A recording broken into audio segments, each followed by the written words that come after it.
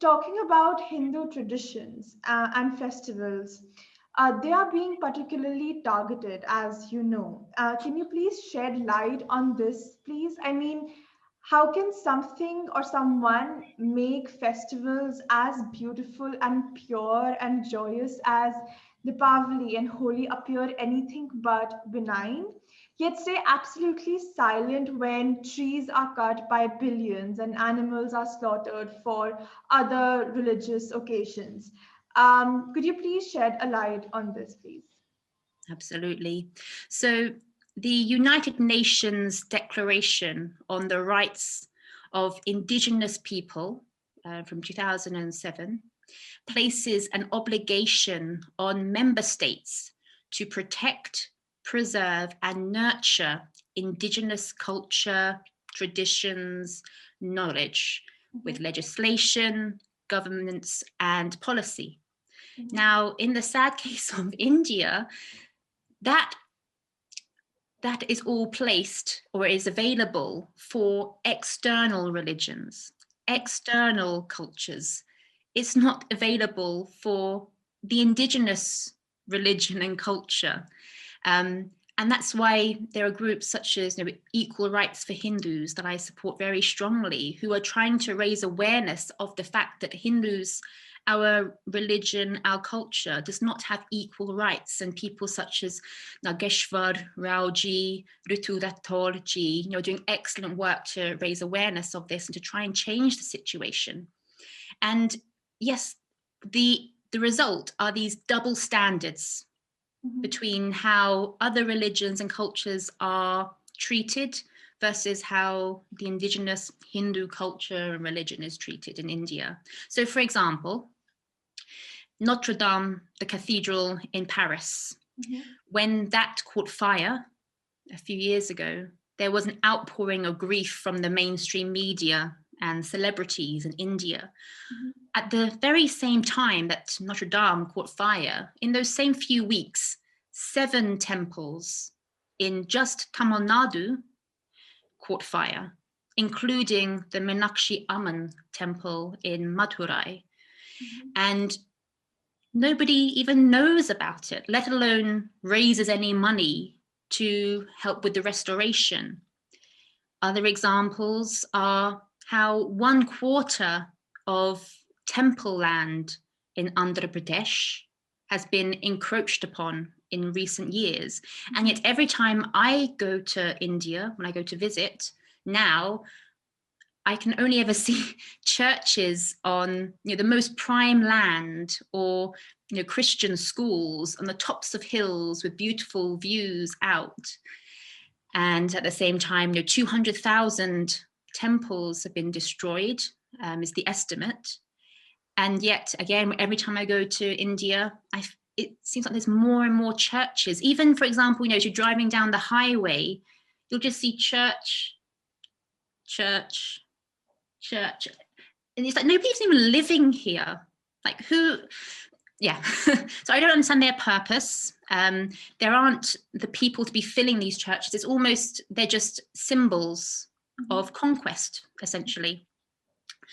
And so, yes, these double standards, they would almost be laughable if it wasn't such a tragic situation. And other examples are, as you mentioned, the Hindu festivals being vilified, crackers, for example, being banned for Diwali on the basis of environmental impact, but crackers being allowed on other religious festivals, at cricket matches, at the weddings of celebrities, of Bollywood celebrities.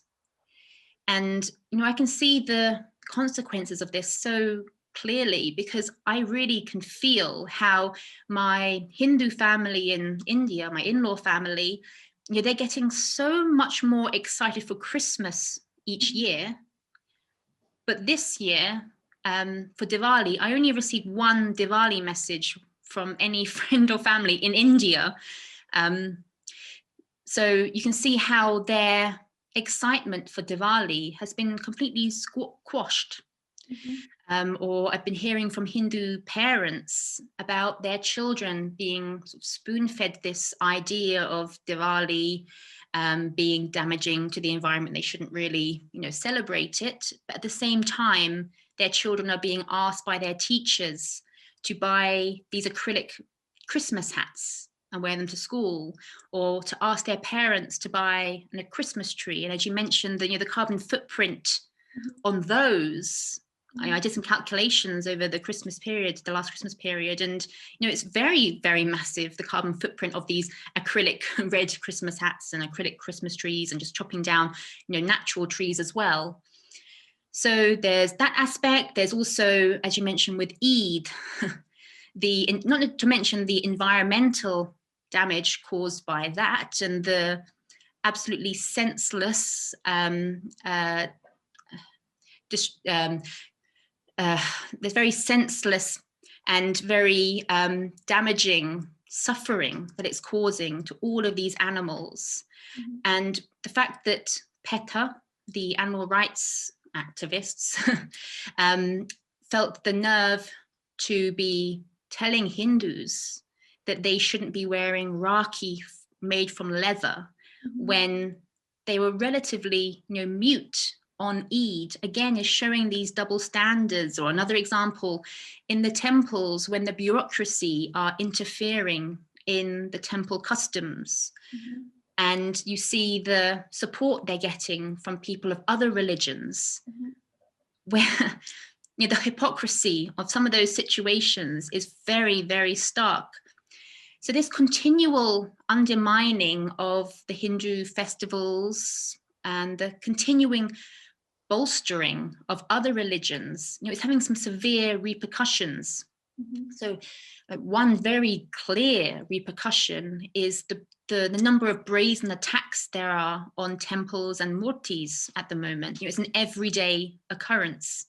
In Andhra Pradesh, the Director General of the police there says that in 2020, just in Andhra Pradesh, there were 228 attacks on temples and murtis, and no culprits have been identified or brought to justice. Another example, no justice being delivered, is when Anurag Padarji was shot dead just for celebrating Durga Puja in Munger, Bihar. So this is pure cultural genocide, and it's a very, very, very serious situation. And it's not, as I say, not only directly causing physical genocide, but it's causing genocide of the Hindu culture and the religion, which is another form of genocide.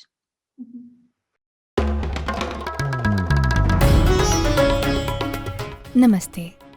We hope you enjoyed this Chitti Media content. Please remember to subscribe to us and switch on the notifications for this channel. For our other social media links, more content, and to support our work, please visit citti.net. Dhanyavad. Namaskar.